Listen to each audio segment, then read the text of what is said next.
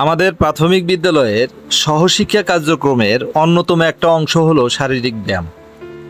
শারীরিক ও মানসিক স্বাস্থ্যের নিয়মিত ব্যায়ামের গুরুত্ব অপরিসীম, এটা আমাদের সবারই জানা। আমি নিয়মিত শারীরিক ব্যায়ামের যে উপকারিতা এটা একটু সংক্ষিপ্ত আকারে বলবো। আপনার রোগ প্রতিরোধ ক্ষমতা বাড়াতে হলে ব্যায়ামের গুরুত্ব অপরিসীম।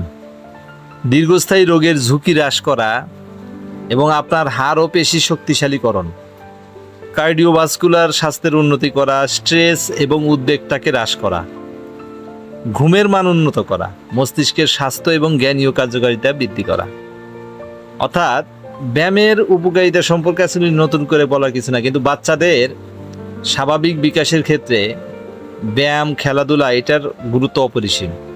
আমাদের শহরের বাচ্চারা পর্যাপ্ত সুযোগ সুবিধা পায় না, সেক্ষেত্রে তাদের শারীরিক ব্যায়ামটা শেখানো উচিত এবং এই ব্যায়ামটা তাদের ভবিষ্যতে শারীরিক এবং মানসিক স্বাস্থ্যের যে উন্নতিটা এটা অনেক বেশি কার্যকারী ভূমিকা রাখবে।